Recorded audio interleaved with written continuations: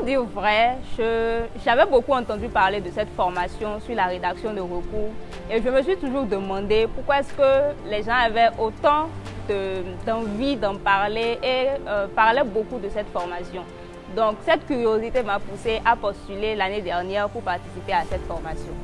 Et j'ai un peu compris la raison pour laquelle les gens parlaient beaucoup, parce que c'était une formation qui était vraiment utile pour nous. Cette formation était une opportunité de développement de mes compétences, de maîtrise de la stratégie et de la méthode de rédaction des recours en cas de violation des droits humains. Vous savez, une chose est de maîtriser ou de connaître les instruments et les mécanismes de protection des droits humains, mais c'en est une autre de maîtriser la procédure de saisine et de saisir véritablement ces mécanismes-là.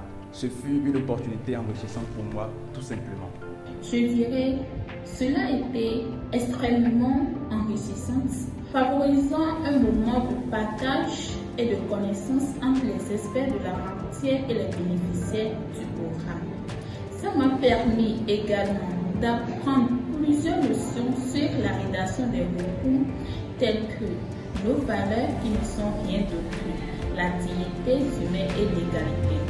Aussi les mécanismes de la rédaction des recours et les procédures en outre. Et également, nous avons fait une immersion dans la Constitution du Bénin. Nous avons vu quels sont, dans quel cas on dit un recours est irrecevable, dans quel cas la Cour se déclare incompétente dans l'acceptation d'un recours. Nous avons également vu beaucoup de choses, surtout les lois au Bénin, les lois de la Constitution, etc. J'ai été vraiment impressionné par la qualité de la formation. Nous avons eu l'expertise de M. Prince Abodjan qui nous a quand même permis de mieux comprendre ce qu'est la rédaction de recours, comment le faire et tout ce qui va avec. Les formations ou la qualité de la formation était quand même assez fluide et nous permettait, même lorsque nous n'étions pas spécialistes de droits humains ou étudiants en droit, de quand même comprendre et de comprendre les différentes étapes pour y participer. Déjà de partir de l'identification du problème, de comment est-ce qu'il faut faire la recherche autour, documenter en se basant sur tout ce qui est test de loi pour pouvoir appuyer en fait notre constat.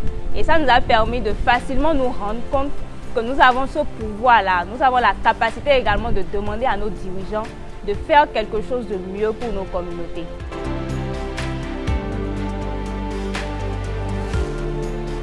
J'ai rédigé le recours contre le ministre de la Justice pour le non-respect de la décision rendue par le groupe de travail des Nations Unies sur la détention arbitraire dans l'affaire de Joël Ivan. Malheureusement, je n'ai pas déposé un recours et je pense quand même le faire très bientôt parce que j'ai constaté beaucoup de violations des droits humains, donc je vais le faire très bientôt. Oui, effectivement, j'ai déposé mon recours devant la Cour constitutionnelle contre le ministère de l'Enseignement supérieur, de la Recherche scientifique et la direction des examens et concours pour faire constater la violation des droits fondamentaux des étudiants issus des universités privées. Mon recours concerne surtout les mesures disproportionnées que le ministère a prises en instaurant les examens nationaux de licence et de master. Maintenant, pour ce qui concerne la direction des examens et concours, ensuite, elle n'accomplit pas toutes les obligations qui lui sont assignées. Et avant d'aller à l'examen, vous ne connaissez pas à l'avance les matières que vous irez composer. Et ce n'est pas toujours une chose aisée et ça ne facilite pas l'obtention d'un diplôme dans les universités privées. Si vous allez avoir droit administratif par exemple, vous savez que vous aurez en face une épreuve de droit administratif. Ces mesures ne facilitent pas l'obtention de diplômes dans les universités publiques et privées. Face à une tonne d'épreuves, vous comprenez clairement que ça ne facilite pas l'obtention de diplômes. Déjà, durant la formation, j'ai pris la peine d'observer un peu la ville de Parakou. Et il y a une situation quand même assez préoccupante qui avait déjà attiré mon attention. Et je m'étais toujours demandé comment est-ce qu'il fallait faire pour que cette situation puisse s'améliorer. Donc, en me basant sur ça, je suis partie sur la rédaction de recours sur la situation des feux tricolores dans la ville de Parakou. Parce que force est de constater que la majorité des feux tricolores dans la ville de Parakou ne fonctionnent pas. Tantôt ça fonctionne, tantôt c'est dysfonctionnel et cela a créé beaucoup de problèmes, beaucoup d'accidents dans la ville. Parce qu'aujourd'hui, déjà que c'est difficile pour les populations de respecter le feu tricolore. Pendant que ça fonctionne, imaginez que ça ne fonctionne pas. Chacun conduit comme il veut. Et j'ai écrit ce recours-là que j'ai adressé à la Cour contre le maire de la commune de Parakou parce que selon les textes de loi ou selon son cahier de charge, il est responsable de la sécurité routière de ces populations. Donc j'ai écrit ce recours-là pour appeler le maire à prendre ses responsabilités et à réparer ses feux. Nous avons un carrefour qu'on appelle généralement carrefour Alouda chez nous. Il y a un feu qui a carrément disparu. Un beau matin, on est venu et puis il n'y a plus de feu. Donc, j'ai rédigé ce recours-là.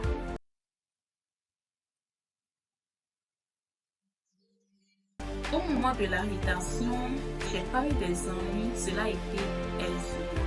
Mais après la rédaction, j'ai contacté un aîné pour savoir les procédures à suivre. Il m'a expliqué, j'ai eu peur. Après, j'ai demandé à mon frère si cela arrivait, qu'on me parlait ou bien on m'envoyait la convocation, tu iras me représenter. Bon, il a dit non, parce que tout ce qui concerne la justice béninoise, c'est du faux. Et j'ai eu peur, mais quand même, j'ai pris le courage, j'ai envoyé le recours à Cotonou à un frère qui doit me déposer. Après la lecture, lui m'a confirmé qu'il ne peut pas déposer ce recours parce que plusieurs personnes ont déjà déposé le même recours, mais pas de résultat favorable. C'est tout comme si j'ai pris la décision de mettre encore le couteau dans la plaie du gouvernement. Bon, il a refusé. Ça fait que je n'ai pas pu déposer. En toute vérité, j'ai ressenti comme un soulagement d'avoir déposé ce recours devant la Cour constitutionnelle. Vous savez, c'est depuis ma première année de licence que j'ai voulu intenter une action contre ces mesures-là. J'ai même été jusqu'à mobiliser mes camarades de classe et les amis d'autres écoles pour que nous puissions agir. Mais il faut avouer, nous avions peur des représailles. Vous savez, après cette formation et par la force des choses, j'ai ressenti comme un courage de porter la voix des sans-voix et d'aller déposer ce recours-là. Même si je ne suis pas encore satisfait de ce qui se fait actuellement, je peux vous rassurer qu'aujourd'hui, nous avons sur la plateforme de la direction des examens concours les spécimens d'anciennes épreuves et sur la plateforme qui peuvent permettre de préparer efficacement les examens. J'attends toujours la réponse de la Cour constitutionnelle. J'ai beaucoup hésité avant de me décider à rédiger ce recours parce que je me suis dit, les gens vont se dire, voilà telle personne aujourd'hui qui dit j'appelle le maire de la commune de Parakou à faire ceci ou à faire cela. Donc j'ai beaucoup hésité avant de me mettre à la rédaction. L'autre chose, c'est que j'ai pris le temps de pouvoir trouver les éléments nécessaires pour appuyer tout mon argumentaire derrière. Donc ça a été vraiment quelque chose d'assez difficile et d'assez stressant parce que c'est des jours de recherche, des nuits blanches, à savoir comment est-ce qu'il faut formuler ceci ou ça. Donc je n'étais pas particulièrement stressée parce que j'ai appris à la formation que c'était mon droit et qu'il n'y avait aucun problème en fait lorsqu'on suit en fait les différentes étapes. Donc je n'étais pas particulièrement stressée et je vais remercier un alumni au nom de Ilis qui m'a beaucoup aidé dans tout ce qui est processus de rédaction et tout ce qui reste. Donc particulièrement, je n'étais pas stressée, mais c'était vraiment beaucoup de travail derrière, beaucoup de réflexion. Je n'ai pas encore eu le retour parce que c'est tout récemment que le processus a été finalisé. Je n'ai pas encore eu le retour, mais j'espère d'ici là pouvoir avoir un retour quand même satisfaisant pour qu'on puisse régler cette situation-là à Parakou.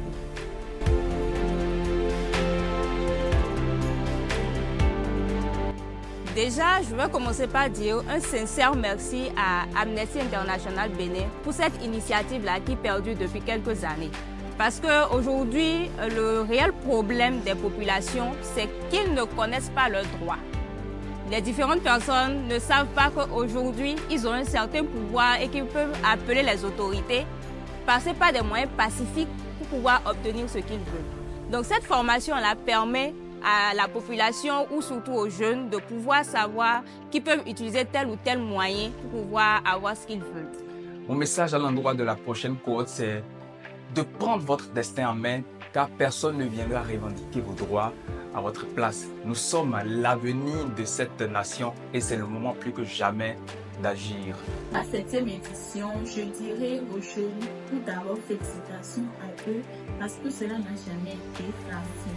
C'est une chance qui nous a été donnée, nous jeunes. Nous devons en profiter pour pouvoir demain écrire des recours en cas de violation des droits humains. Parce que cette formation elle est nécessaire. On l'a fait juste 2 fois dans l'année et par rapport à la chance d'assister cette formation, d'habiliter cette formation. Donc je nous invite à vraiment suivre de fond en compte parce que ce sont des experts qui viennent former.